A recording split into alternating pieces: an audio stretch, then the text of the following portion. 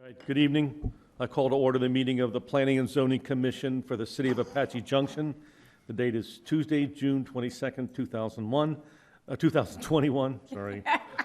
Man, the time is now 7 p.m. I invite you to stand with me and recite the Pledge of Allegiance. I pledge allegiance to the flag of the United States of America and to the republic for which it stands, one nation, under God, indivisible, with liberty and justice for all. Very good, thank you. Roll call, Rudy. Commissioner Barker. Here. Commissioner Begeman. Here. Commissioner Cantwell. Here. Vice Chair Hanchey. Here. Chairman Heck. Here. Commissioner Cross. Here. Commissioner Gage. Here. All present. We have a quorum, Mr. Chairman. Very good, thank you. All right, next item on the agenda is consideration and approval of the agenda and consideration and approval of the meeting minutes of the May 25th, 2021 regular meeting, the meeting minutes of the special meeting of June 7th, 2021, and the meeting minutes of June 8th, 2021 regular meeting. So do I hear a motion to accept the agenda and the minutes? Chair, Yes, I move that the Planning and Zoning Commission accept the agenda as presented and approve the minutes from the May 25th, 2021 regular meeting, June 7th, 2021 special meeting, and June 8th, 2021 regular meeting. very good, thank you. I hear a motion. Do I have a second? Second. Very good, thank you. Roll call, Rudy. Commissioner Gage. Yes. Commissioner Barker. Yes. Commissioner Begeman. Yes. Commissioner Cantwell. Yes. Vice Chair Hanchey. Yes. Chairman Heck. Yes. Commissioner Cross. Yes. Minutes approved, Mr. Chairman. Very good, thank you. All right, so there are no public hearing cases scheduled for the meeting, for this meeting. We have old business. This evening, we have one case scheduled. It's case AM-4-20. It's a presentation and discussion on proposed changes to Apache Junction City Code, Volume 2 Land Development Code, Supplemental Regulations, Section 1-6-8 Cargo Containers, and 1-6-5 Accessory Structures. Good evening. And back Chair, again. and here we are again. Again. I thought we would go through it word by word this time. All right, I'm going to take a different tack. We're going to high-level overview first, and then get into any details. So we're just really calling it accessory structures at this point. So even though we're going to be modifying sections of the code where we would basically delete that whole section of the cargo container in 1-6-6 or whatever it is. So here's what the latest version essentially says, is that, again, these are non-habitable structures. This is the simplified version. Anything over 120 square feet requires a permit. That's the way it is today. A shade structure, there is a shade structure that was built into the building code a couple years ago that says if it's up to 200 square feet, it doesn't need a permit, but a shade structure is open on all sides. A shade structure is not the same as an equine shade structure, which are in the equestrian regulations. So we're really talking about shade structures for people like us and where they can go. Anchoring is required. Setbacks, again, have to meet the setbacks of the district. And we have a new language that essentially says these things cannot be built in right-of-way, can't be built in federal patented easements, any other kind of easement. They have to meet all the setbacks. We have had language in there, that doesn't change anything either. We've had language in there forever that basically a structure has to be 6 feet from another structure.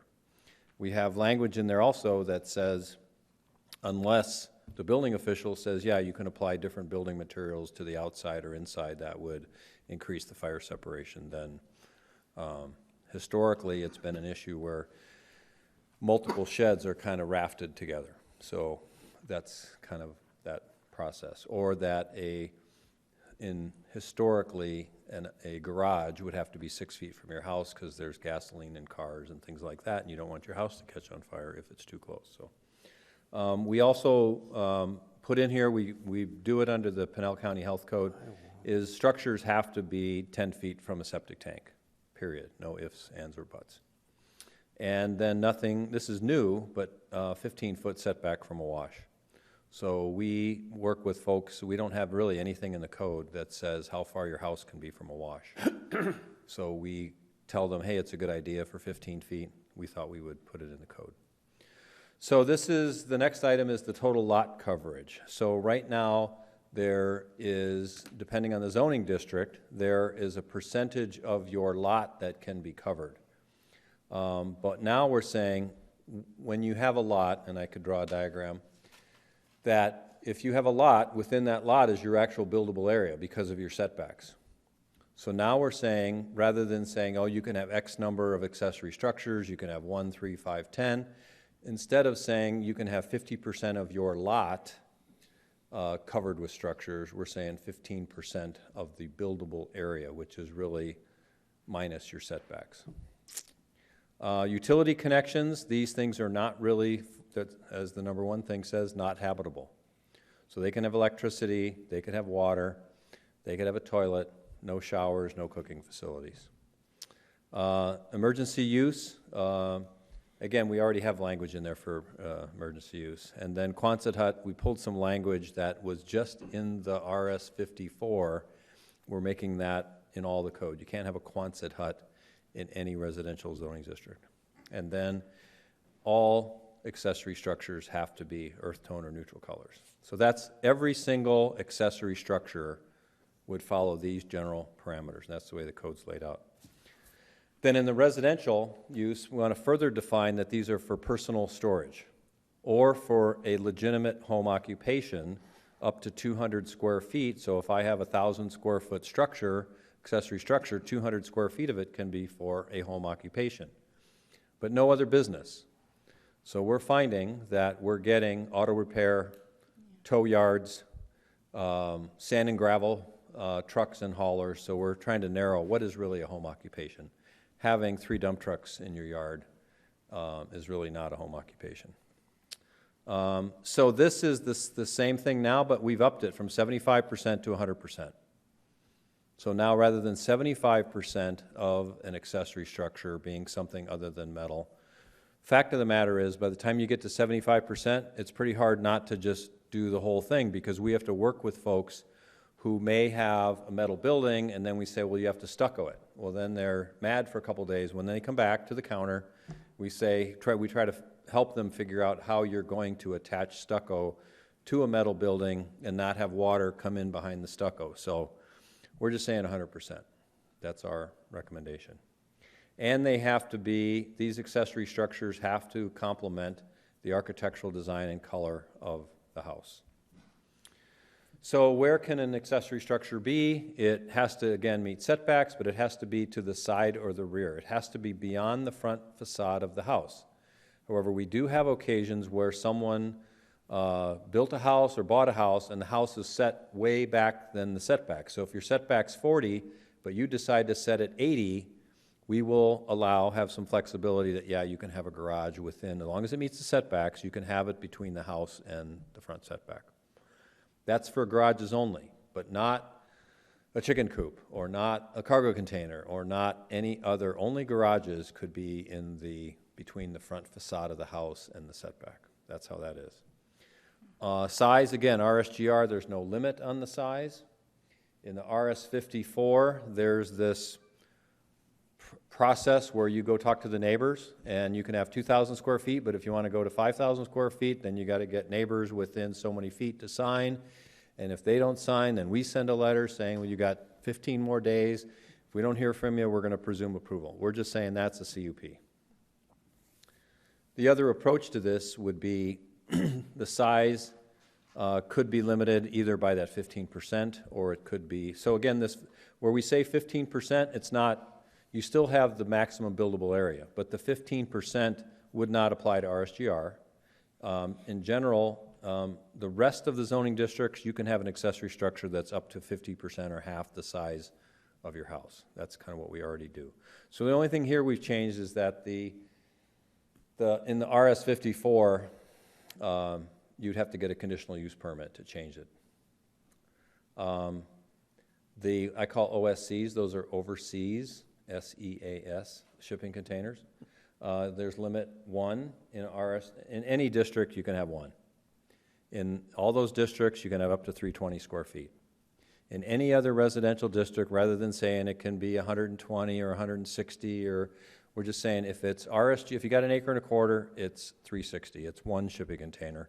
And if it's in a different zoning district, it's basically a 8 by 20.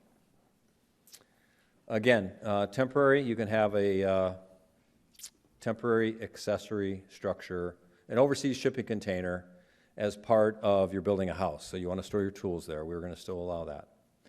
And then you only have to screen a accessory structure or a shipping container if it's not screened by a wall. So actually, if it's 100% of the exterior, we're not going to require screening of an accessory structure. Really, just a shipping container would require screening. If you have a 6-foot fence, you can't see it. We're not going to make you plant native plants in front of it because you can't see it. So you only have to screen it if you can see it. Commercial. Again, this is already in there, no personal storage. You can only use it for the business that's at the site. You can't bring your friend's stuff over to store it at your business. Accessory overseas shipping containers, again, have to be painted. They have to be located to the side or rear. You get 1, 320 square feet. You can have temporary or with the seasonal. So the way we wrote the code in there, you can have 3 seasonal uses of shipping containers up to, I think it was 60 days or 90 days in there. So essentially, half the year, you can have 4 seasonal use. Again, shipping containers have to be screened with a wall. In this case, no utilities in a shipping container. And then accessory structures cannot be constructed to prior to the main building. And then the housekeeping things we're talking about, again, is in Volume 1, Chapter 9. There's a reference to cargo containers there. We're going to delete that. Everything will be in the zoning code rather than in 2 different places. And then we're going to delete 165 because those would be duplication. And then I talked to you last time about the definition. So now if you want to go through the ordinance or just direct us to have a public hearing on July 27th, that would be okay. I think. Yeah, we're going to talking about having a public hearing on the 27th. We would go to the council. So we would basically finalize this in about 4 weeks. Got to put an ad in the paper and get it before the council on a work session on August 2nd, and then a council hearing on the 17th, and then they can do what they do with it. Are there any questions by the commission? Okay, all right. How many can a business have temporarily, like for seasonal use? Are we limiting it to? No, not just the 1. You can have as many as you come in for the permit for, but it's not, we're not saying you can only have 1 for seasonal. You can have 3, 4, 5. But you only get them for so many days. 60 days. 60 days. Yeah. I think that should be 90. So you basically, it's most of the year. Yeah, I know. But look So- at when they start doing their seasonal stuff. Larry, Yeah. or excuse me, Chair. Yeah, go ahead, Commissioner. Larry, regarding the commercial use for the temporary, I normally see product coming into our Walmarts and stuff in October as they gear up for the November Black Friday. Uh-huh. And so I'm thinking that, possibly a 90-day window would be adequate during that time of the year. And the rest of the year, maybe do 60-day only. So 120 plus 90 is how much? 2-something. 240? 2/10. 210. So what you're saying is they could It's have... basically more than half they- the year. Well, let me ask you this. Are you saying then that they could have the containers, I guess concurrently? Concurrently? Yeah. Sorry. Well, this is not written that way. I guess we could write it that way, saying, hey, you can have them a total of 180 days a year. If you want to run those together, that's it. Depends on how it may be too, again, to think that people are actually going to come in and get permits, they're not going to get permits, they just show up. Yeah, So, who's- maybe it's who's gonna simpler just to monitor that? say, you can have them for 180 days a year, and that's it. So I don't know, do the swamp coolers come in June, and then they need them, I don't I normally don't have see the the right answer, containers, but- I don't normally see the containers during the summer months. It's only for the Christmas holiday. yeah. That I see the extra containers come in and that So they. if you want to say, you can have a seasonal use, let me go back here. I think we should keep it as flexible as possible. Yeah. To where staff can use common sense leeway to work with our businesses, but at the same time, where they can't take advantage of the situation either. So you want to say one annual permit for up to 90 days or up to 120? I mean, I would say, that's 4 months. I'd say not to exceed a certain amount of time, whatever we decide. Is there any plan to monitor these once They would be a complaint they'd be basis, yeah. honor system? These would be low on the totem pole when it comes to enforcement, I know, that's why I figured. for commercial use. Right. So the others got our hands full already, as you know, on the other ones, so. Well, Does anyone have any thoughts about the length of time? I mean, I would, to me, 120 days, if we said not to exceed 120 days, it's 4 months, that's all. Okay. I mean, if there's any other, we're not voting on that, I guess, are we? I mean, No, I'll just bring back for the public hearing Any- 120 yeah, days, so if one anybody permit, else has any other 4 months, suggestions, yeah. You can have a permanent one, you can have one there forever, just one, but you have to screen it yeah. with a permit. And that one can be changed out. Why not? No, It- until it rusts and No, goes no, back I to the mean, earth, no, I'm just. As long as you have one. Yeah, you it's can empty, swap you it can out. So, remove yeah, and so, swap it, yeah. so say somebody delivers a bunch of stuff in a shipping container and you want to use up the product and then get rid of it and the next one comes in, as long as it's behind that Yeah. screen, there'd be no reason why to say you can't Right. swap that one out for any reason. Mr. Chairman, Larry, can we go to the code itself? Yes, yep. Before we do that, can I just ask another question, Larry? Or I should say, I have another question. On the residential parameters, you had personal storage, home occupation, and then you had no businesses. I don't In the slideshow, Rudy had the same question. Thanks, Rudy. just like home. No, you can have a home occupation, that's it. But what we're getting are sand and gravel companies, we're getting companies that are selling landscape rock. They're basically, we have towing companies operating out of these acre-and-a-quarter lots. We have car repair, and then we have, the main one I wanted to get at is auto salvage.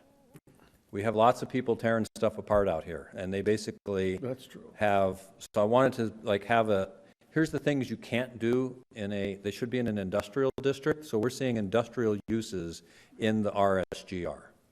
So we are also, whether it's part of the B3 that we talk about later, you wouldn't necessarily need it here. It just goes another place to say, you know what, you can have a home, you can have a legitimate agricultural use in your RSGR, you can have a home occupation, whatever that may be. And but once you start bringing in semi-trailers that have belly dumpers on them and, big tandem axle trucks and multiple, it's pretty much, they're using it as a business.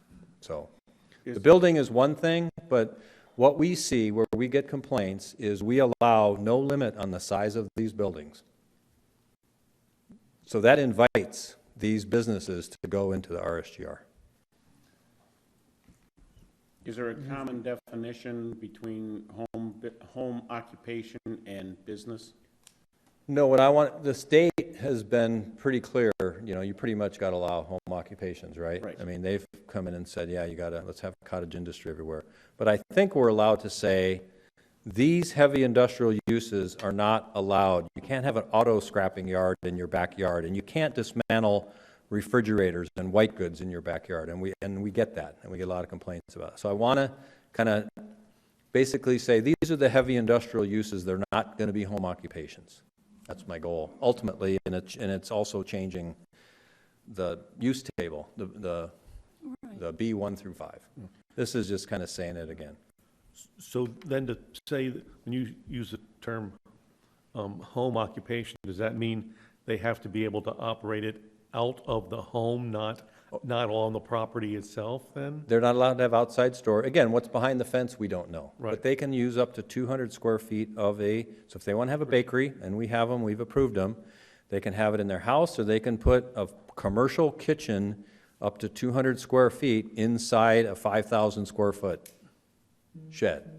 But we actually don't go out and, when we issue a home occupation permit and they fill out and they answer the questions correctly, we don't go out and inspect the oven, or we don't say it's 210 square feet. We take people at their word. They're going to have a bakery, and it's going to be up to 200 square feet of their house or the shed. The shed. I'm really just trying to get away from the egregious uses that are happening out there. Yeah, Commissioner Martin? Would it clarify it more if you put the word permitted or licensed in front of home occupation? That way they would know they have to go through the process, and a salvage yard could not get licensed as a home occupation. Do a couple things here. A repair In the couldn't. in the home occupation, there's a whole separate section of the code Right. on home occupations. My question was on the new code, not the existing code. Right. Okay. I'm just saying, yes, in the home occupation section, we can tweak that as well. That's probably. Okay, so that is clarified. So I'm just bringing this up in case anybody has a question how this works, but, okay, so now I'm gonna go back and, Rudy, where did you have the agenda? Is that over here? Yeah, we go.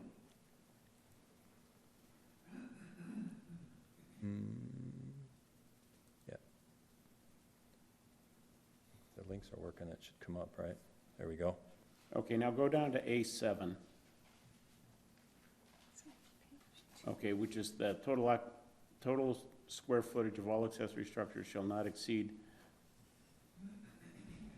Okay, this is where I was confused. The total square footage of all accessory structures shall not exceed a size equal to 15% of the main structure's building envelope, or shall not cover more than the lot coverage percent specified for the zoning. So that's where you're dealing with the buildable area.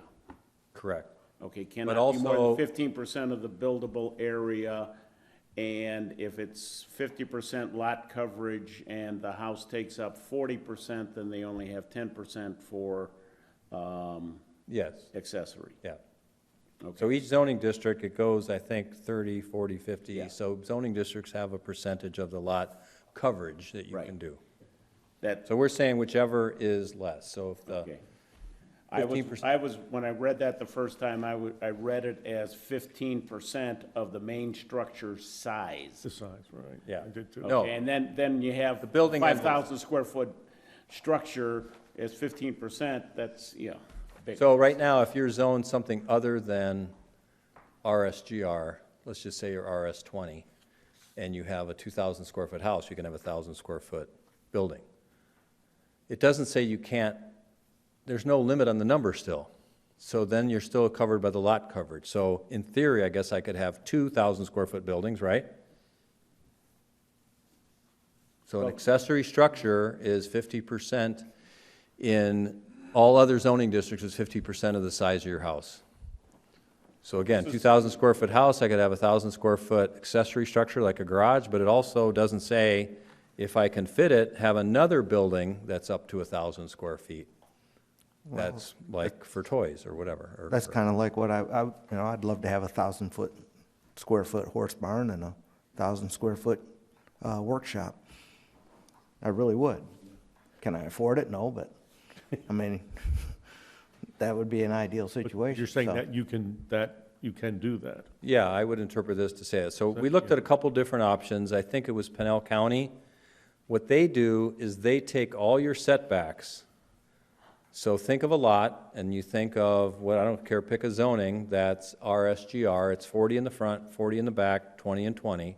They take the square footage of that area, not the building envelope, the inverse of the building envelope, and they say you can do 33% of that area. And then we thought, well, that's going to confuse people, that we're taking 33% of all your setbacks areas, and then you can put that in your building envelope. So this was kind of the opposite of that. Now that you've explained it, it makes sense. Yeah. And I think So we can go back and try to do, what we haven't done at this point is saying, okay, how does this work in real life? We were looking at what the county does, we were looking at what we do now, we just say, hey, your lot coverage is your lot coverage. So we have some areas that aren't buildable, but you get credit for it, which I think is fine. And then there's still an overall maximum of lot coverage. So in theory, if I have, you know, an acre, 43,560, I can build any up to 23,000 square feet of buildings, roughly, or 43, 21 something square foot of buildings, which is a lot. That was the question I had. You don't sit there and pick the lot apart saying, well, you can't build here because there's a wash, so this ain't part of your envelope. You just go based off the set. On the 50%, but no, we do look at washes and say, yeah, you should not build it there. And we do actually go to the aerial, and basically with, you know, the new mapping tools, you can kind of get the footprint of that area. Then you can start, you know, how much, and you can add up the square footage and say, you know. Well, I'm saying for calculating the percent that you'd be allowed to build for a building. So 15% of the building envelope. Yes. Do you figure out the non-buildable part and say, well, this, you can't have a building more than, let's say, because there's some lots that you have a really small building envelope, because the way a wash will run through and you have to put a house. No, we don't do that. Okay. It's whatever your setbacks are, And then whatever's in that. whatever's in the hole in the donut, that's your building envelope. And they, obviously, they have to put it in a safe spot on the lot, I get that. Yes, So, yeah. okay, I just wanted to make sure, because, you know, they might have a big lot and they have plenty of room, but they got certain areas they can only keep, and I'd hate to see somebody just. That would be a Board of Adjustment case saying, hey, the only place I can put this is in the wash. If I can't, I can only put it here, but I would be encroaching setbacks. They'd say, hey, the limitations of my lot dictate that No, I, I understand, I'm not talking getting into the setbacks, I just wouldn't want to see them be limited on size, because they had like a. we don't take out the wash. Right, that's what I'm saying. It's just a view of what that building envelope is. That's all I just wanted to clarify. Yeah. Now, on the wash, I remember when we were having the discussion on the subdivision of that one that the city took over, that one lot, Roosevelt, I think it was. And the one lot was going to have a big wash coming, or had a big wash coming through it. At some point, there was some discussion that a lot of that wash could be filled in, as it had grown over time, but really wasn't functional. And you could level out that lot a lot by still keeping enough of the wash to handle the function of it. Does something like that come into play here? No.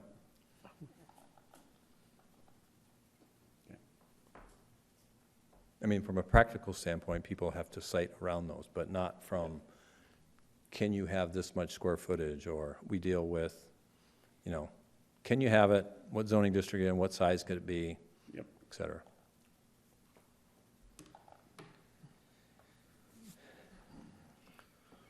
Chair? Yes, Mr. Cross.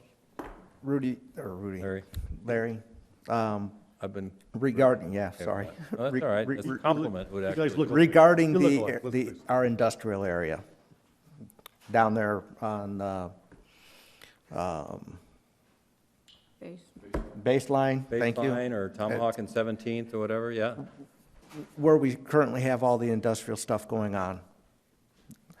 Are we really concerned about people having, using the storage containers, the shipping containers for their storage down there when there's no houses around it, it's nothing but an industrial area? Are we saying that we're gonna make them put 8-foot walls up around these containers? Most of them have 8-foot walls in those industrial areas, first of all. The around the answer- outside perimeter, yeah, I think that Yeah. a lot so of that If there's an 8-foot wall, we don't know how many are in there. Okay, Yeah. But I guess in general, I think there's maybe a different way to look at this. When we were dealing with the infusion kitchen, they just showed up with all these cargo containers and temporary buildings, and none of them had permits, and Yes, they did. Yeah. the city, if the city had a property tax, you would care. If the city had a property tax, you would say, geez, I think we should get a building here and have property tax on that instead of having 10 cargo containers. So do you want to have 10 cargo containers, or do you want to have a building that actually generates property tax and maybe more? So again, well, yeah, I agree with that, But from- I don't want them, or I don't want anybody to be using them as an actual, business location. Hey, this is my new building, I'm working out of it. no, and But- we don't But get, at the same time, there's cabinet shops over there and whatnot that, need a safe, dry place to put stuff. and they can. And I Yeah. think most of them have 8-foot fences. Okay. Or if not, they could just build an 8-foot fence around where the cargo container is. If they have chain link fence, they would just build it 40 feet long instead of 200 feet long, so they could economize that way on buying a bunch of block.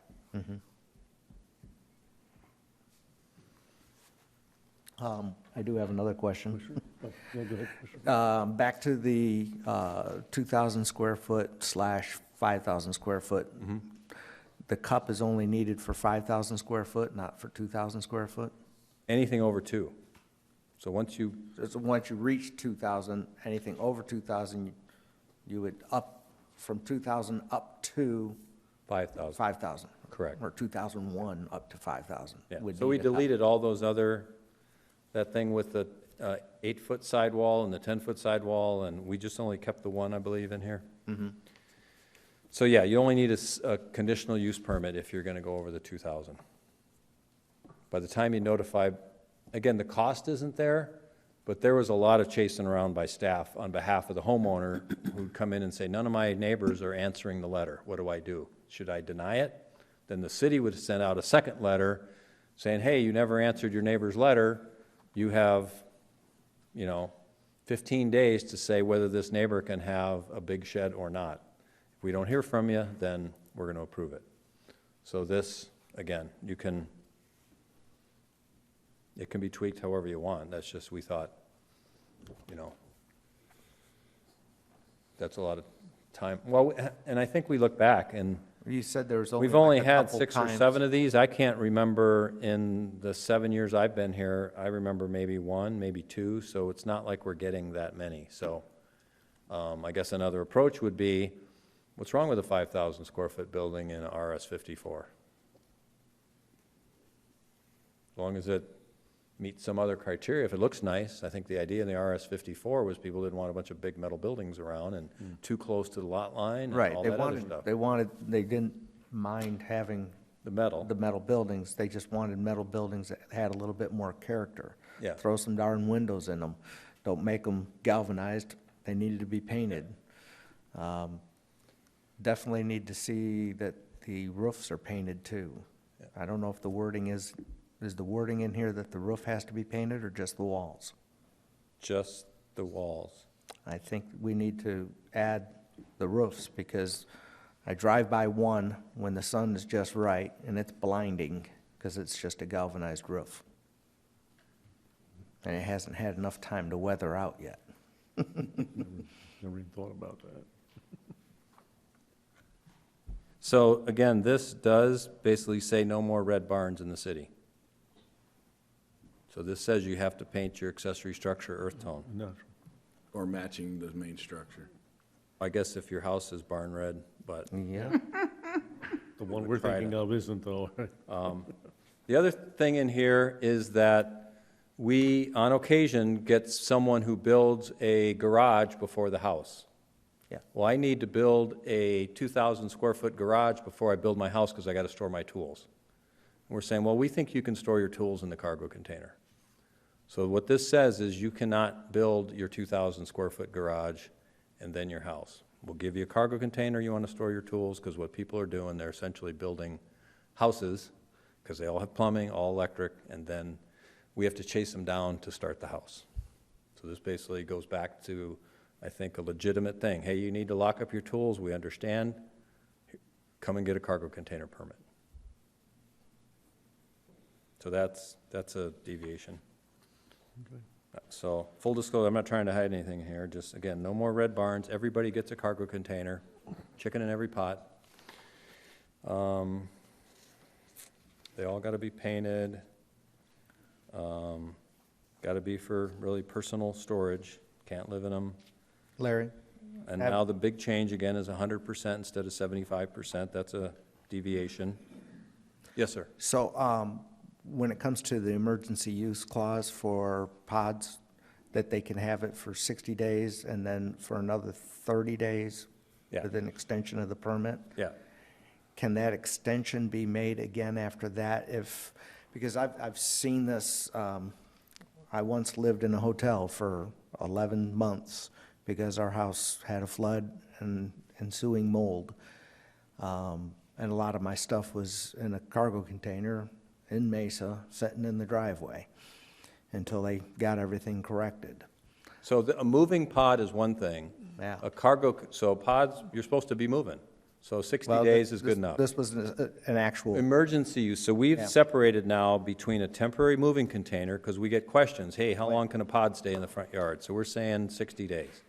For emergency use, yeah, if you still have an active building permit, and the contractors are in short supply, materials just went up to $75 for a piece of plywood, yeah, we'll work with you, okay, yeah. good. Great. Any other questions? Oh, There's got to be something wrong with it, come on. No, actually, my impression is this is a vast improvement over Well, we what got I to have thank seen Kelsey before. for that, she's not here, but she helped Yeah. reorganize this whole thing. This- Needed a This is. a woman's reasonable. touch, because sometimes you're too close to this stuff, but yeah. I was halfway there, but, because I was trying to have, here's what applies to everybody, here's what applies to residential, here's what applies to commercial, so Yeah, this she is, did a great job. this is a vast improvement. On the moving pods, yeah, my opinion is 60 days is too long, but I don't think most of them are there for 60 days, are they? No, generally not. Yeah, a week is probably a long time. Okay. A week or two, usually. That 100% coverage only applies to non-RSGR, right? Correct. And RS 54. and- Right. Yeah. Yeah. So basically, if you're RS 5, 7, 10, 20, right now it's 75%, because we're basically getting metal sheds inside the city proper. And I think Rudy says it was 25, and then it went to some other, eventually it made it to 75 through the council. Again, we're just saying from a practical standpoint, at 75, it's really a disservice to the folks because we're trying to engineer the building so the water's not running. Because do you do the top or do you do the bottom? They seem to want to start from the bottom, and then they have a gap above that, and the water comes off the roof, and it's getting in behind, and you got to create a lip. So it's just easier to do the 100% of the sides. Chair? Yes. I do Mr. have Crowe? another question for Larry. Somewhere I read on the business use that the container could be, it states it should, says 320, up to 320 square feet, not under 320 square feet is what I noted. So it says that the building can be, I believe it's on page 5 under number 4, maximum number and size, one overseas shipping container under 320. Should it say up to 320 square feet? No. Because that is, under is up to, I think, isn't it? Under would normally say 319 max. Huh? Less than or equal to? How about that? Well, okay. I'm just, Less than or legal-wise, equal to? is the wording correct? Yeah, yes. If you want it to say 320 or less, or you want to say 319, Well, 319 ain't gonna happen because Yeah, you right, can't yeah, buy I them. mean, I know, Yeah. Technically, So it's a under practical. 320 is 319 max. it is. But you So can we'll have just say less than or equal to, how's less that? than or equal to That's fine. 320, yeah. Okay, That's does good. that get it to you? Yeah, yeah, Okay, it's just, That clarifies it. yeah, Yeah. thank you. okay.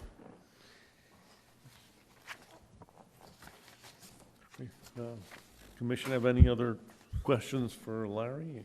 I have a question for Sydney. Can we do a score update? Score update. Chair, I got a question. Oh, we have a question. Oh, I'm sorry. Dirk, hang on there, Sydney. Dirk, When you talk accessory structures, you're talking about my storage shed that I have to store my yard tools in and my lawnmower, correct? No, an accessory structure, yes, can be that. It can be a 2-car garage, can be a 4-car garage, can be a 5,000 square foot. It can be Whole the shed. thing I go down to Tough Shed and buy, or I buy a tin one out at Home Depot. Yes, you can buy a tough shed, and if it's under 120, you don't need a permit. Okay, If it's over 120, you need a permit, and you're gonna have to not have a metal building. If you so, buy a metal tough shed that's 160 square feet, So we're I- gonna say you gotta put 100% siding on that. so I go down here to Home Depot and I buy their tin shed kit that's 10 by 10. Yep. I have to put wood on it or stucco? no, it's under 100. No, only over 120. Only over 120, okay. Yeah, so you can buy a 10 by 12 and we'll leave you alone. All you gotta do is, you still gotta have 3-foot setbacks. So we Right. don't change that. So you're supposed to be 3 foot off the lot line, even with a Right, Home right. Depot shed, yep. Okay. That's We should have had assuming you're Kelsey, not in those should have one had of- Kelsey work on this 3 months ago. That's assuming you're not in one of those exempted ones. Exempted ones? Yeah, GSR, RSGR? yeah, RSGR and 54 and all that, right? Yes, yeah. You can have all metal. one Yep, thing. just gotta be painted earth tones now, Right. including the roof. The roof or the roof? Because roof? Daryl gets blinded. Is white considered earth tone for that? on the White? roof? You just don't want them metal. You don't want them, You just don't want their Yukon metal. white. no shiny roofs. All right. I just slap dirt on it. I'm just saying, can we consider white for the roof as an earth tone? You could, because you're reflecting, yeah, Yeah. I think so. Let's see, so I'm gonna fix that, we're gonna fix the roof thing. We're gonna change it to 120 days, one time for commercial. I don't know if I heard anything else. So we'll set it up for a public hearing on July 27th. So we'll also target, we'll put what in ad in the paper for the council meeting. As I indicated, they'll have, they can get a kick at it on August 2nd on a Monday night, and then we'll have a council public hearing, I think it was August 20th on the other date, so. Okay, all right. I don't think Thank there's you. any way to avoid the public hearing. Because I know you guys have worked hard on this, so I appreciate your patience and everything. We thank you for all your work, too. Yeah, that's- Okay, we'll be back on the 27th. It won't, well, what I guess we'll do, Joel, is what you have is the document that gets attached. It'll be the red line and all that, so the council can see that. I'll have a clean version. I'll have something like this, so the council knows exactly what's been changed in the code. And then the ordinance will have to repeal, I'll have to have actually another ordinance to repeal the portion of Chapter 9. Yeah, Yeah. Mr. Chair, the form that you're gonna see is different than the council's, because the council sees the actual ordinance. So the next time, for the public hearing, it'll just be the red line. Yeah. And maybe a clean copy if you can. Yeah. So it's easier to read, but the council will see an actual ordinance that will also have on a separate attachment, a red line. Red line. So that the council knows what is being done, especially with the current codes. Let them know those red lines were our blood. It was shed. So the only red lines, there are a couple of them tonight, I guess, just Yeah. the new red lines The new- that we talked about tonight. Okay, All right. thank you. Very good, thank you. All right, well, we have one item on the new business this evening. It's case AM-1-21. And where am I? It's presentation and discussion of case AM, proposed changes to the Apache Junction City Code, Volume 2, Land Development Code, zoning bulk and use regulations, Section 1-5-3, non-residential use regulations. Table 5-3, non-residential use regulations. And Nick? Yeah, good evening, Planning Commission. It's been a while since I've been before you. Yeah.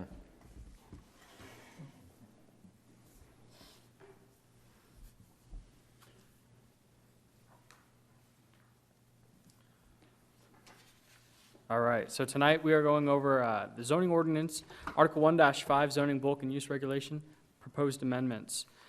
So looking at this, during the city council meetings on November 16th, 2020, which was our previous council, but then again with the current council on March 1st, 2021, council discussed the goal of developing a downtown core. There's been a lot of passion towards this, a lot of ideas, a lot of hopes for the past couple decades, I'd say. And a lot of ideas have formed over time, especially as we've kind of crystallized a lot of them in the recent general plan. These things have been marching onward, especially as development has really picked up and progressed. So during the most recent meeting on March 1st, there was a kind of a formulation. We picked out a few different steps necessary in order to get to that point, to form a proper plan. So there's the first is developing a downtown Apache Junction master plan. There's creating development design standards. And there's revising the B3 city center zoning to eliminate unwanted uses. Now, in the case of tonight, the only thing we're looking at is the B3, it's the zoning itself.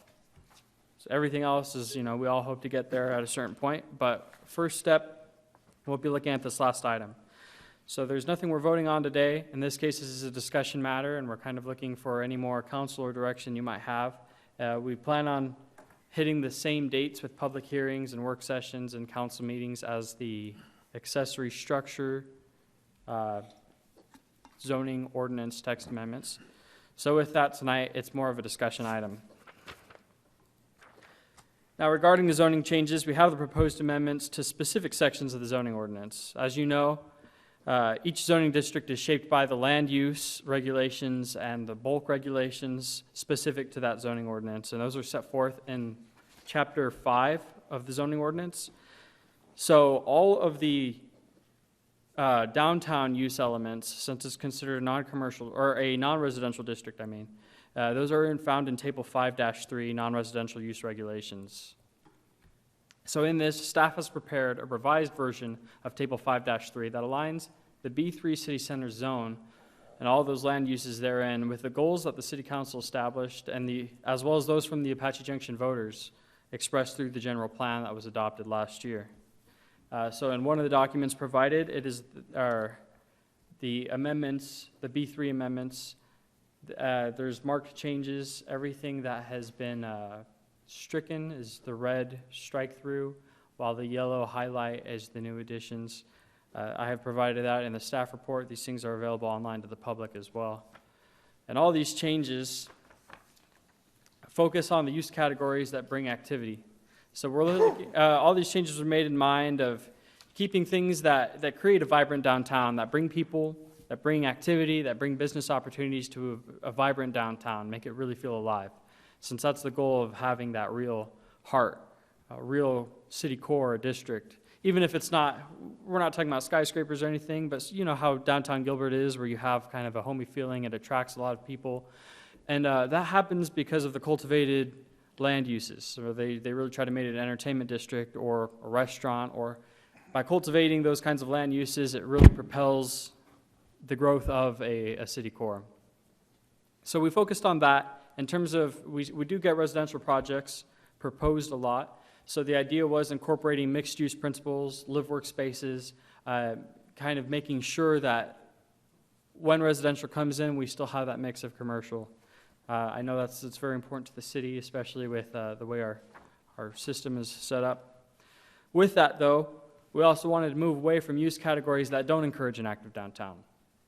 Now, within the current B3 zoning use allowances within the table itself, there are things like industrial uses. There's some warehousing uses allowed in the downtown. And I guess to back up, this is the downtown section we're talking about. Not even all of this is B3. To be specific, B3 is mostly the core right around here. So that's where the general plan designates that the downtown core would be, but that's where these changes affect as well. So with that, Some of these things are allowed. Death care services, like a crematorium, those things, there's things like that we don't think are the kinds of things that you want in your entertainment district or around your restaurants. And there's things like machinery rentals that, it's just not the kind of thing that drives people. It doesn't bring people there. And so some of it was a simple change. It says, okay, if this was a yes, now it's going to be a no. Or some of these things were maybe CUPs, but we don't want them to even be considered, so now they're a no. Other things are like a space-intensive, low-use facility. Like, we don't want any RV campgrounds right in the middle of the downtown. That was one of those uses. Same thing for self-storage facilities. These are just things that are not conducive to a downtown. So we have one of those documents that was provided. That was the B3 amendment specifically. Now, in the process of all this, we found that there were quite a lot of issues with the entire table itself. It became quite glaring that within the entire table 5-3, the use table, there were redundancies, there were contradictions. And so we believe that right now it was the most efficient use of our time, that if we needed to adjust these things, it was better to do it all at once. So at this time, we have proposed an alternate document that doesn't deviate anything from the B3 changes, but it makes a lot more changes to the entire table 5-3. Some of these changes are things such as refining industrial and neighborhood commercial uses. Sometimes it's addressing missing categories. I know a lot of people have asked for things like, well, we should have a movie theater in town, or things like gyms and things like that. And not that we ever excluded them, but within the zoning table itself, there was no consideration for them. And so if people came in with a question, it was like, I don't know, well, we'll try and figure something out. But by having these things actually within the table, or at least categories that cover these things, it allows for a lot more clarity. So we've simplified a lot of these categories for ease of use by cleaning up the vagueness, or by combining these redundancies together to just simplify things. And we believe that these changes not only help staff to administer the code, but most importantly, we believe that it will clarify the code for all of our residents, for applicants, for business owners, so that they know what is allowed where and what should be where. And so in that sense, we've made a lot of changes throughout it. Again, this is available online, but you have the staff report before you. So you can see some sections, there's a lot of color coding and a lot of, I guess, cell by cell, we could go on for hours about what every single change was. But in general, those are what the changes are. There's combinations, there's movings, there's things that are just meant in general to organize the code. As part of this, staff is working on language that will guarantee that there will always be business opportunities that are appropriate to the downtown core. One example of this is this paragraph that says, so for example, when replacing a downtown commercial use with a residential use, which is something that sometimes people propose. Like, the idea is if someone scraped Sims Plaza clean to the ground, and then they said we wanted to build an apartment complex there, under the current code right now, if they got a CUP, it's possible that no commercial would be provided for at all. Now, this is, the heart of our town, and so with this kind of language, we believe that it would be important to include a clause that says, if you are redeveloping this commercial parcel, a certain percentage of it, and we're still finalizing this, workshopping this, and we're open to recommendations, that a certain percentage of this should remain commercial. So that way it's still some kind of mixed-use project, there's still some kind of commercial representation. And we believe that promotes that kind of downtown core, but it also protects the community's commercial interests. So some of those phrases are worked into footnotes and places like that, and we're working on that, and that's the reason for that. So with that, as I said, we're still finalizing some of these code changes. And as previously mentioned, council gave staff direction to revise the B3 city center regulations. And however, as previously mentioned again, staff recognizes that there really is a dire need to fix a lot of this table. If it doesn't happen now, it has to happen later when we do the zoning ordinance rewrite. And so we believe that just addressing it all at once now is the most efficient use of our time. So that's the argument we make for that. So in this case, we're not really voting on one document or the other at this time, but staff hopes that the Planning Commission is in support of the update to the entire section. Tonight was at least showing the progress we've made on working on the B3 city center regulations, but we also hope to show that there's a lot of changes that can be made, and we hope to move forward in that direction because we think it's for the best. Very good. Thank you. Thank you, Nick. That was very, very well done. I have one quick question, or Yes. or maybe a kind of a statement question up front. When you were talking about replacing a commercial zoned entity with a residential, I feel like right now that's all we're doing. We are putting residential developments in all over the place. I would assume that anyone that wants to replace a commercial property with residential has to come through planning and so it has to be the CUP and the whole bit, correct? Correct. So what Nick was referring to, we could name a plaza or any other plaza, but the old hotel site, it has been vacant since 2012. So right now, someone could come in and get a conditional use permit and put just residential there. You could approve it, you could deny it, you could approve it with conditions, et cetera. What we're suggesting is, we know that there was commercial there. What percentage was commercial? We've kind of gone back through the archives, and there was an auto museum, and then there was a little strip mall. So anyway, what we're saying is if that thing redevelops, what must be rebuilt there would have whatever square footage was there, you have to, so say there was 100,000 square feet of retail commercial or office or something, not the hotel, but let's say there's 100,000 square feet. If you develop that property, you'd have to at least put back 25,000 square feet of retail or commercial or office. So the other formula was, or 45% of the acreage. So as we're thinking about that, that could be a little high. I think we started, so we're thinking that probably might be in the range of 35. So again, if you have a 20-acre site, just think that 35% of that total acreage would have to be in some sort of commercial use. So again, if you take the plaza where the old Bashes was, there's been talks with the owner about maybe putting multifamily in there, adding to it. Over time, that's how cities evolve. A lot of these sites do start over. And if you were to eliminate all the square footage on that site, you would say, okay, there was X thousand square feet, whatever you put back. Yes, you can have multifamily, but you're going to put back 25% of the original square footage of the retail back, including the old Bashes that's really been vacant for a long time, or the Antique Center. So we're still tweaking that, but that's what he was referring to. Okay. So you got to get a CUP. You still have to get a CUP to put multifamily in B3. And it has to be 13 units an acre. So those are the provisos. Okay. That answer your question? It does, yeah. I guess the statement part of that is I guess I'm a little. The larger thing is, we're going to see how much does downtown, right now, according to one study, we have about 500,000 square feet of commercial in the downtown. So that's a lot.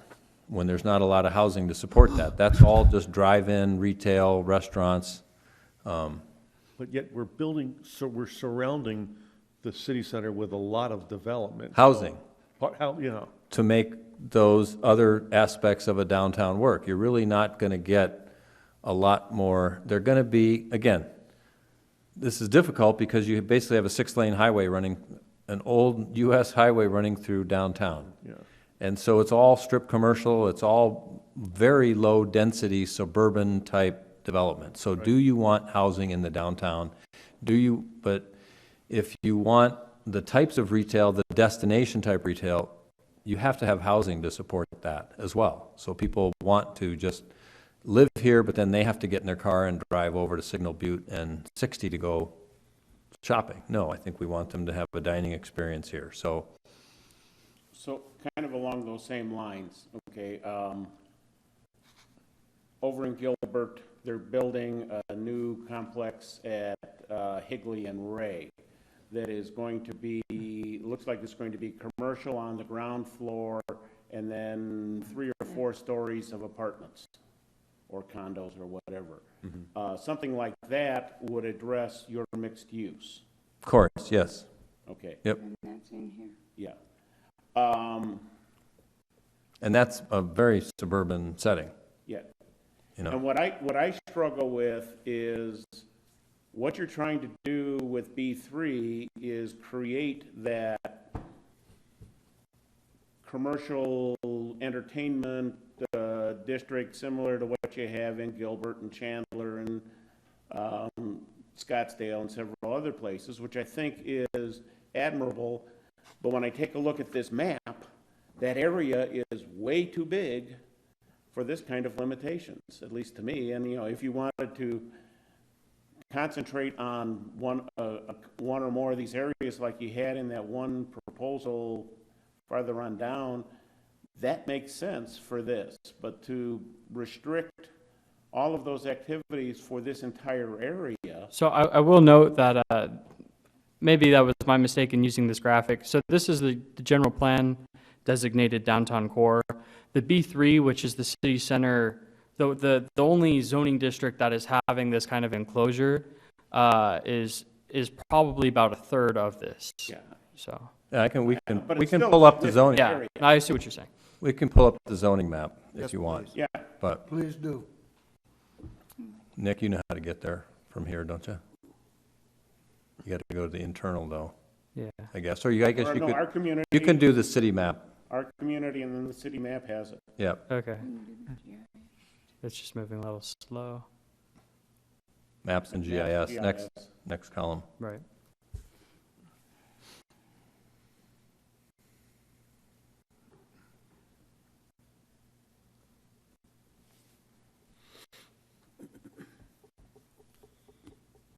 So even that area is a good-sized area.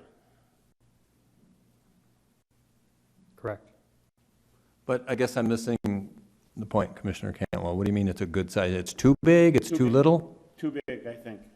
Well, I think from a downtown, when you look at, again, it's all a matter of scale, right? Yeah. So a downtown Phoenix is going to be 5-10 times this big. What you're really talking about for walkable downtown is how far can you walk in 10 minutes or 20 minutes? So you're really talking about a quarter mile to a half mile radius. So if you stood at the focal point and we drew a radius that was, you know, a quarter mile, half mile, this is in that radius. It's walking distance. So I don't think it's too And big. this map is a little bit more reasonable because what I was trying to figure out. The other what part the is, heck down the other there? part is going to be residential. This is really the core that's B3, and we'll have some other zonings that are coming up, and they may get an RM1, a multifamily zoning, because you do want to support those areas. So what, we have seen, this is about a 17-acre parcel, and actually, I'm going to go do something else here, Nick, real quick. Here's my presentation. We're not going backwards. This was going to be part of the director's, where'd it go?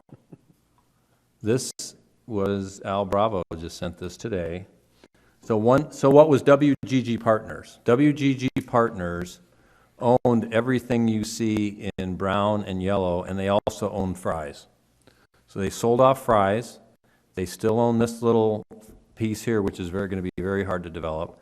This is about 22 acres. This is what we call the old hotel site.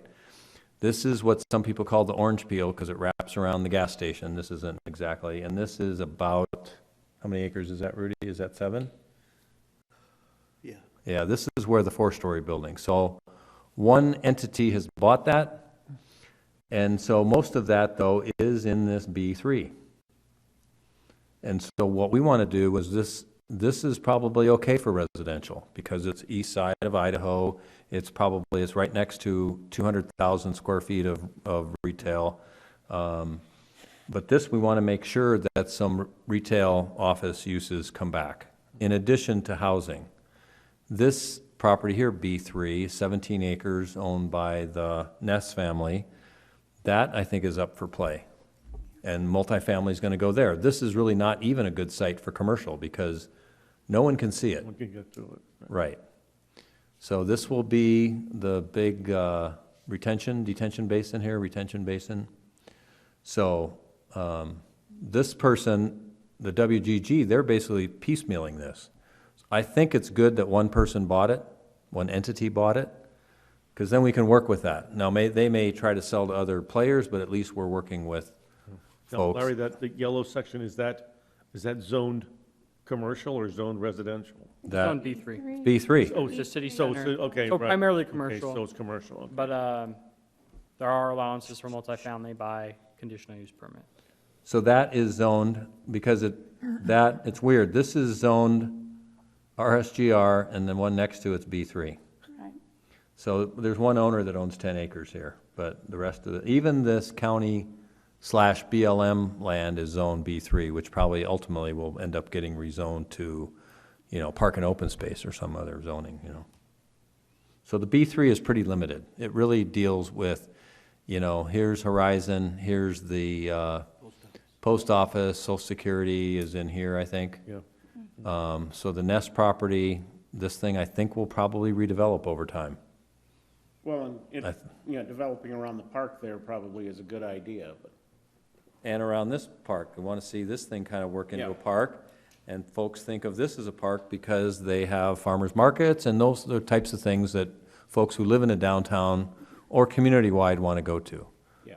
So other cities have an Arizona canal running down the middle and they call it a riverwalk.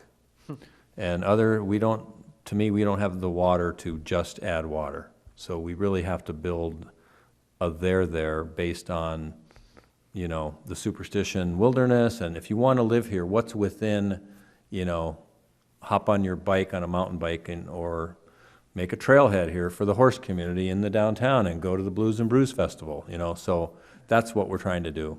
We're trying to know that a lot of this is going to go multifamily, but a lot of it, we want to have a mechanism in the code to make sure it just can't all go to multifamily. Yes, right, okay. And then there's the larger picture of how much land does the city need zoned for commercial? And Nick's working on that study too. Other cities are in the 7 to 15, 20% range. Have total land mass, yeah. Yeah, and we're in there. Yeah.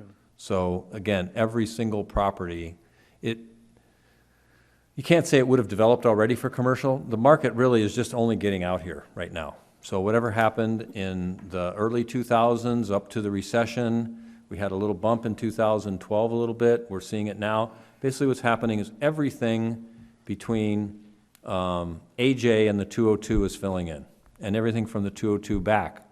And so again, Bryant says it all the time, it leapfrogged over into Santan Valley. A lot of that growth could have happened here had there been some planning, some better planning. Well, had there been land available. Well, the state owned the land, Yeah, yes. Santan Yeah. developed because that was private land. Correct. So again, Makes a huge. the market is just getting out here. That's why we're seeing this flurry of activity. Folks in economic development have been working for a decade trying to get development here. Yeah. What's actually happened, it's here because the market says it's here now, not because we could go out and make the market happen. But again, I think people have interest to say, enough to say they're going to buy all the rest of WGG Partners land. Mr. Chair, Yes, Commissioner Barker. I have a couple of suggestions or thoughts. First of all, I want to thank you very much. I've been pushing for this for years.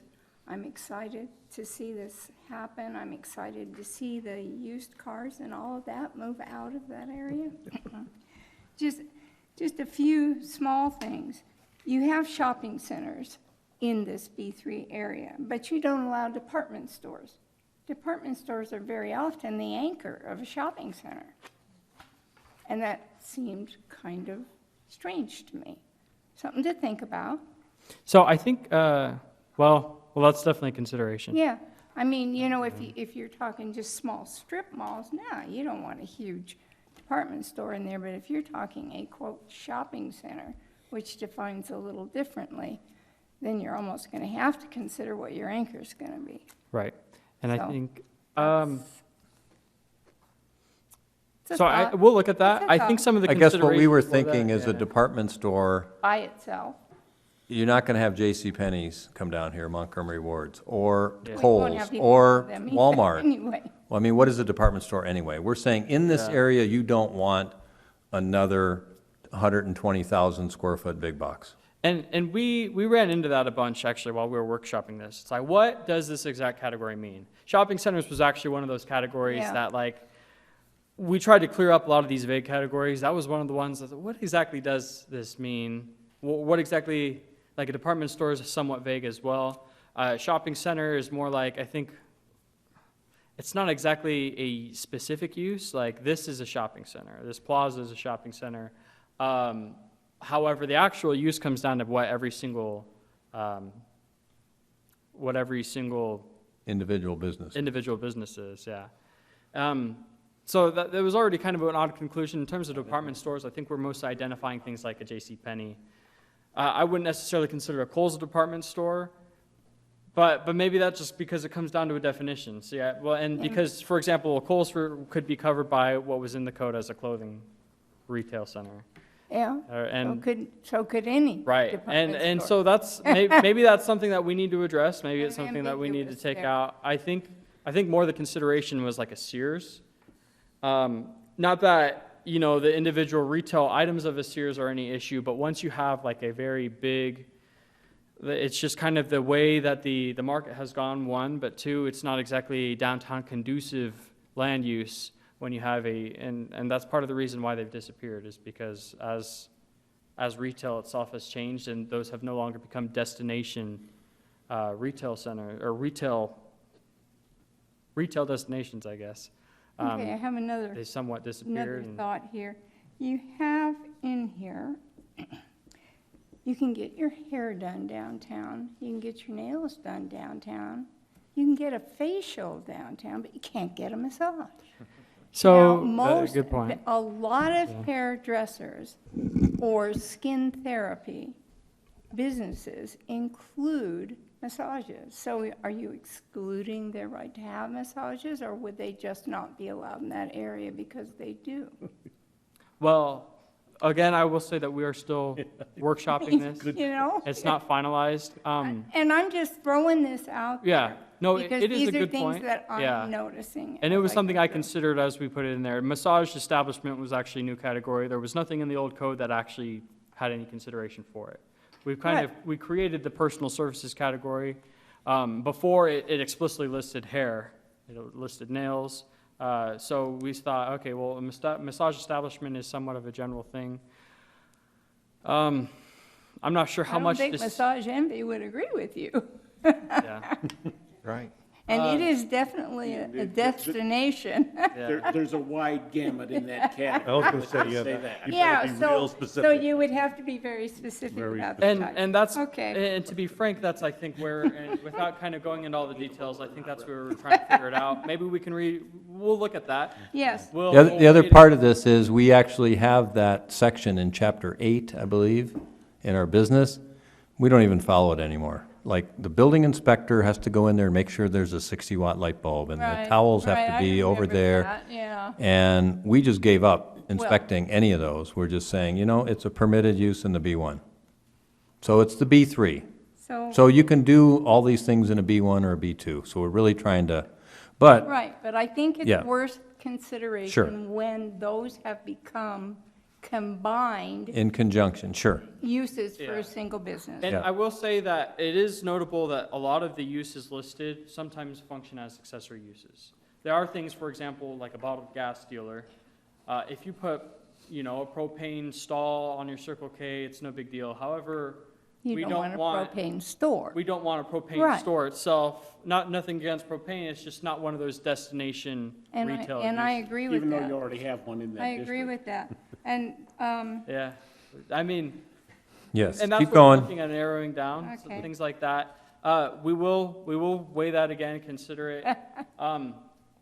Next one. Yeah. Keep going, keep going. well, you know me, Larry, I Well, no, this is the night to Dot. discuss it. I guess we're saying, can we start from this document? absolutely, I'm just, Is everybody good with that? just And then, would we want to bring this back in like 2 weeks? And that night, we're really just going through this, and you can pick it apart and, For a work session again? Yeah. well, you don't want me to pick it apart? no, you can do it tonight, Well, sure, I we're, won't pick it apart.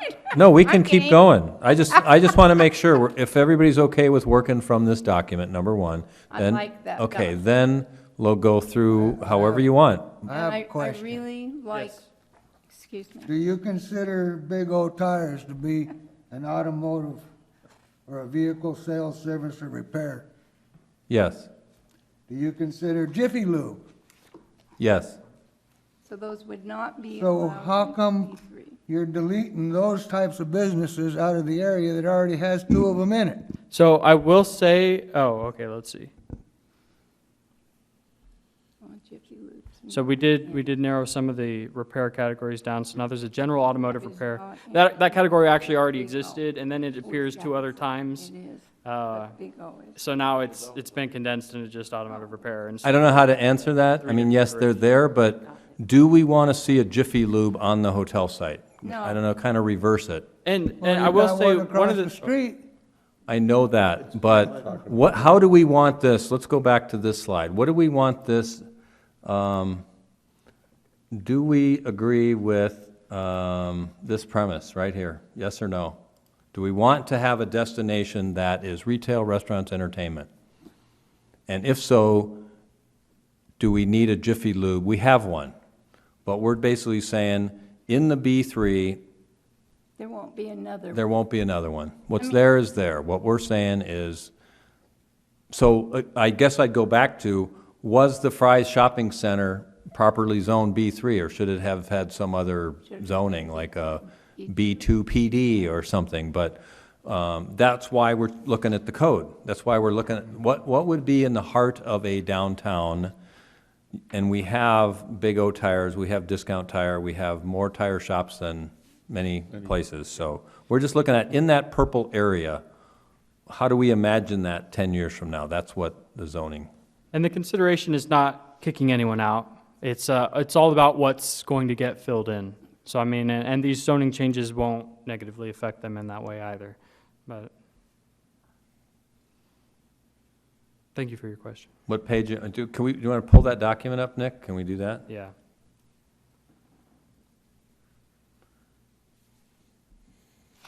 So the one that's looking at everything? Yeah. Yeah. Okay, seems like, is that more the direction we're going to Yes. go? All right, I think I I agree like with the that. way you've organized that, and when you pull out those items that have been moved and actually move them to the place that they belong, or delete them entirely, whichever you choose, according to your color coding at the top, when those are actually placed in each of the categories, the way that you're looking at them, I think that it'll be very easy to read.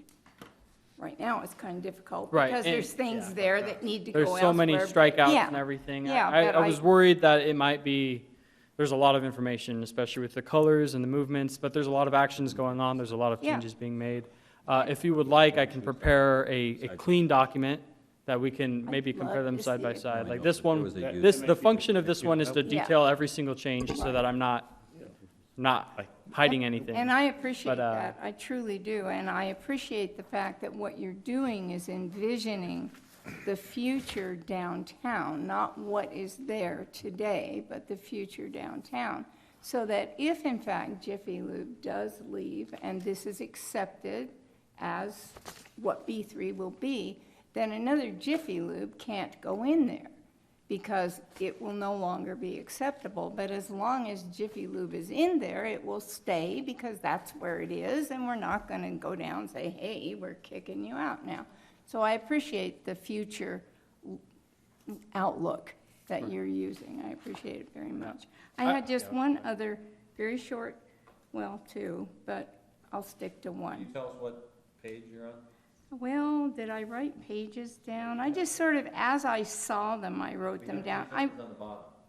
I wondered, I just Oh. have this list, I see. sorry. If you tell me what item it is, I know where they Well, are. I just wondered, this doesn't really have to do with what page, I don't think. I just wondered what you see as the difference between an auto parts store and a hardware store. So an auto parts store would be, well, there's actually a few different degrees of it. My family is involved in the warehousing of auto parts. So at that point, when you're at that level of an auto parts store, when it's the warehousing aspect of it, that's almost a more industrial use. And I go see- out to West see Phoenix for but that. what about the small? But then, so there's like an AutoZone versus an Ace Hardware. Right. Or the hardware that, I'm sorry, I'm blanking on the name. We already have a hardware right on Apache Trail. Right. True value. True Value, yes. So that's a hardware store. Right, I understand. The auto parts store, there's AutoZone, and we have AutoZone. That's one of the, just like the Jiffy Lube example, that is immediately next to the B3. It's not in B3, but it is right outside of it. Yeah, it's right across the street. So, in regards to that, the auto parts and accessory sales, I think while it is a retail use, and I'm not going to say that we made the 100% right call on everything. The goal of these decisions was, is the auto parts and accessory sales, is that the kind of destination driving retail that fits in B3? In that analysis, we said, okay, probably not. We'll focus more towards the other kinds, just because this is the kind that, an AutoZone, and I love them for it. I pull up my car, I open up the hood, and I've had so many problems, and I've worked on my car right in front of AutoZone because it died right there. And that aspect of it's okay, maybe that's not exactly downtown use. Okay. Now there's plenty of That's all I wanted to there's know. plenty of B1, B2. Now whether that was the absolute right decision, Yes, it was. we are So, Okay. again, We're we're saying we got lots of B1, we got lots of B2. Right. Those are like highway commercial, not even, like our B1 isn't even a neighborhood commercial. We actually should have a category of commercial that, like, you can walk to the corner and go to the candy store like you did when you were a kid. So we don't even have like a neighborhood serving commercial. All our codes are really written on the fact that we have a 6-lane highway down the middle of the road.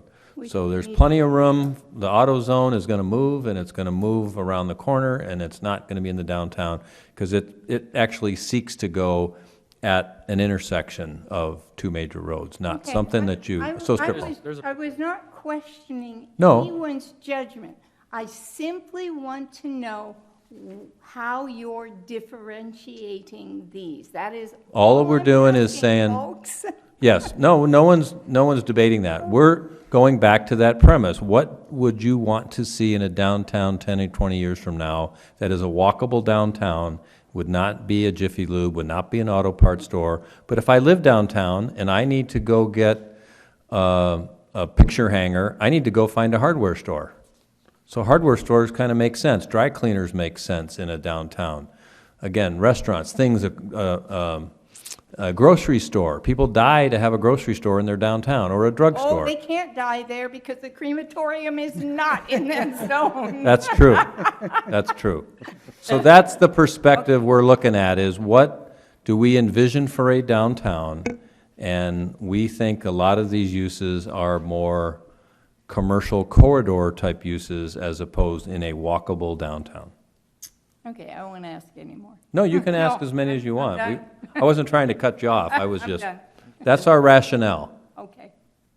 That's the And were whole. we to talk about it later, we do have rationale for a lot of these. I do want to say we weren't arbitrary with this. Whether or not everything's hard-coded, if this is the way it must be, it's not necessarily that. That's why we're here for counsel and direction. But there is, I will say that we did put a lot of time into it. Sydney and I had worked on this since there was that first meeting in November. We've worked on it since then. And we worked on B3 first, and that's when it became very apparent. It's like, wow, there's a lot of things that need to be cleaned up. I will note there's quite a lot of changes in B5 and B4. B5 is, of course, industrial. B4 is meant to be light industrial. And the way it was designated within the current code, there wasn't a lot of differences between that and a B1, B2. In order to protect those kinds of, in order to protect the neighborhood from industrial and industrial, so if the limited industrial that we have from these other uses, we narrowed it down to what their definitions are. And that's why you'll see a lot of changes there, generally just to kind of align it more with what the intention was in the original zoning ordinance. I got a question. Gambling facilities, but I know that some of the laws have changed where we've kind of opened it up. I haven't followed it, but we used to have it under a cup, and we have it under a cup for the other areas. Why wouldn't we just keep it under the conditional use? And maybe that's the direction to go with that. Is You know, that- depending on the gambling facility, they Right, can that's take what many I'm different thinking. forms. If it's just like a bar with off-track betting, then I don't think we're necessarily. Right. We workshop plenty of ideas. We've actually had a discussion about that. we can take that into consideration. But a again. casino would be like, probably more than a CUP, I would hope, but, because they're a major land use, Right. and they're not gonna happen here anyway, and the law didn't, We don't have residential. opening up the new thing to sports betting and all that stuff, I don't know that that's, because it didn't change what's happening over here at the dog track. They didn't get any Well, I was benefit out of We that. checked with Joel on that. We looked at that. We're still not exactly sure. Maybe it didn't even need a change because maybe it can't happen anyway, and so maybe it I'm was, just thinking like some Yeah. types of sports bar that would have some type of sports betting to go along with it. I don't, I'm not up to snuff on what all this new law is, but that was my thought, some type of entertainment like that to where a new sports bar, because that's something we would want in the downtown area. and then perhaps we can just, And if they Leave have it the as it betting with it, keep it under a conditional use type for something like that. I just don't want to slam the door on something like that. right. So I think it would be beneficial that we do workshop this in a couple of weeks because we really can go through this as we have. The planning department has gone through this, and we can go step by step and look at, why was this, and why did we make this change? So I do invite you to, when you have the documents, I can provide you with a clean copy that, without all the highlights and changes and so forth. I think that would be a good idea. 'cause I But think- then we can look at that, and I think that would be beneficial. And please come prepared with your comments, because of that, So you're Go saying on you it want all a night. document without all the fancy colors and the yellow and all that? or maybe like, see how this is red, and it's, One is- or this one was is merged separated. into a different one, so, Maybe how it'd look without all the change, Where it's- more finalized. Yeah, where things are actually distributed, I mean, where. Yeah, that's fine, because I think we were, even if I go to the end, Nick, and look at those industrial uses, we didn't even quite get there, yeah. did we? One of the questions We we- collapsed a lot of these, but, We studied a lot of other cities to see how other cities handle industrial uses. A couple of them list absolutely everything. like, we didn't get to, yeah, so some cities, their codes, they list thousands of permitted uses or prohibited uses. And some just say they have a heavy industrial, they kind of describe it, and they have a light industrial. And here, I'm guessing we are probably not going to see a petroleum and coal product manufacturing facility here. So I think we need to kind of distinguish what's heavy, what's light, and then characterize those as rather list a whole bunch of uses that are probably not, that you may. Yeah, This is a code from the 1970s, 1960s, to be honest with you. These uses, you don't. If you break down the industrial into light and heavy, that should be sufficient, because you don't know who's going to be developed, and we don't have that much industrial. I mean, Why would you? you're not going to get a 9-square-mile steel plant coming in here. Well, we do have B4 and B5. Right. And so B5 is the heavy. I think we just kind of have to characterize what can go in there and not, it's okay, manufacturing's fine. But with the type of manufacturing you do in a B5 is different than a B4. And some of the questions just in ease of access, ease of reading. Does every single type of manufacturing have to be listed? Like, it's not that by getting rid of these categories, we're now suddenly excluding them. It's more of just, okay, we'll roll it back just for the sake of being able to understand the code. Because, for example, in one of the other cities I looked at that had mentioned everything, candy manufacturing was one of the uses. Now, we don't have candy manufacturing in here, but, if someone really wanted to come in and city council decided that was right, we're not going to say no because it's not on the table. And so it's probably better to roll things back into slightly more general. We don't have that much space in any of these categories that it's going to be a big issue until you start getting something. Keep it simple. Yeah. But we could allow the right type of candy manufacturing downtown as well. Yeah, confectionery and things like that. We Yeah. talked about that, yeah. And I think that actually item is listed further up in the list, the confectionery store. We asked it's kind of an odd thing to include, but that was the reason why it's there. But then, like I see here, leather and allied product, I mean, we Yeah. might want to allow certain leather, like saddles and stuff in the downtown area. If it's the small type of, like saddle Yeah. shops. Well, that is the question we run into on a planning basis of, at what point does creating a product become manufacturing? And I think that's more of a small-scale planning question. When it comes to this manufacturing category, we're talking about like a factory. If it's a artisan Yeah, you have a category That- in there for an indoor artisan Right. to do what they need to do, and that would cover your salary. A saddle maker Saddle- would be saddle, under that yeah. category. Yeah. As long as it's covered under that. Yeah. And without having to make like a separate and distinct saddle maker Right. category, we think it's better to tie these things in. And that's the general motive behind these changes. And so I'm happy to hear that you're on board, that, because we believed it was a good idea. And we hope that it really does help applicants, it helps residents, because we get plenty of questions like, hey, I want to buy this property, I don't understand what's going to go here. And that was our goal, is to, one, to clean things up, to really help the city develop in the right direction, the way it was zoned, the way it was intended, the way the general plan is designated, and that the downtown would blossom into what everyone had hoped it would be. So those were the goals. Good. All right. Then I guess maybe we'll look, and then in 2 weeks, then maybe have the more of the final drafts of Have this. another And work then session. we'll- Yep, we can do that. Thank you. All right. Yeah, thank you, guys. Thank you, Nick. I certainly that's a lot of work to try and organize and help us. Looks really good, though. Help us determine the future of not just the B3, but really of all the different Thank you. zones. Thank you. Okay, all right, well, again, that was just a presentation and discussion. Next item, information and reports. I have nothing to report. Director's report, Larry, any? Well, just briefly, I was going to show you that aerial about that land downtown, but Mike Loggins, the water manager, told me today, he showed me a piece of paper. You said we're not going to get a 9-mile, what are we getting? 9 square mile steel mill like U.S. Steel Gary. Okay, so there is a Pinell County is going through a neighborhood meeting to change the general plan for 12,000 acres east of Gold Canyon. And I was trying to pull it up on my phone here to look at the general plan amendment, but it's 12,000 acres of state land. Okay. And of that, it looked like about 6,000 was for industrial use.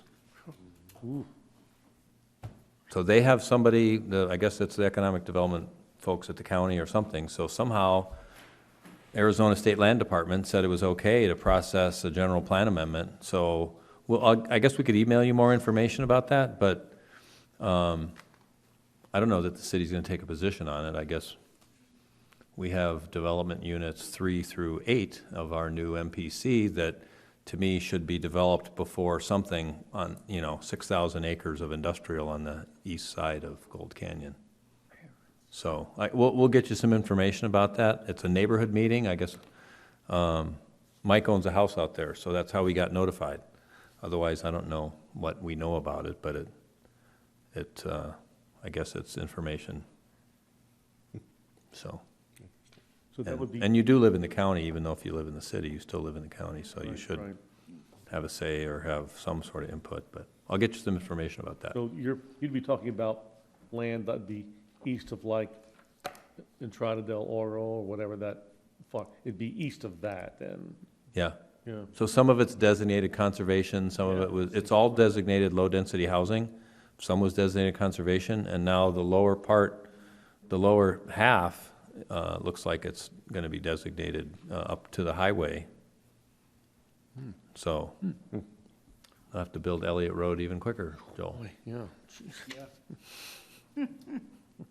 So I'll get you some information about that, Okay, so. all right, thank you, Larry. Okay, selection of meeting dates, times, locations, and purpose. Do I hear a motion on the? Chair? selection? Yes. I move the Planning and Zoning Commission hold a regular meeting on July 13th, 2021 at 7 p.m. in the City Council chambers located at 300 East Superstition Boulevard. In the event there are no items to be brought forward to the commission, these meetings may be canceled, notification of cancellation properly posted, and the commission notified by staff. Very Second. good, thank you. I have a motion. Do I hear a second? Second. Very good, I have a second. Roll call, Rudy? Commissioner Cross, Yes. Commissioner Gage, Yes. Commissioner Barker, Yes, Commissioner Begeman, Yes. Commissioner Cantwell, Yes. Vice Chair Hanchey, Yes. Chairman Heck, Yes, So moved, Mr. Chairman. very good, thank you. Okay, with no other items, I now call this meeting adjourned.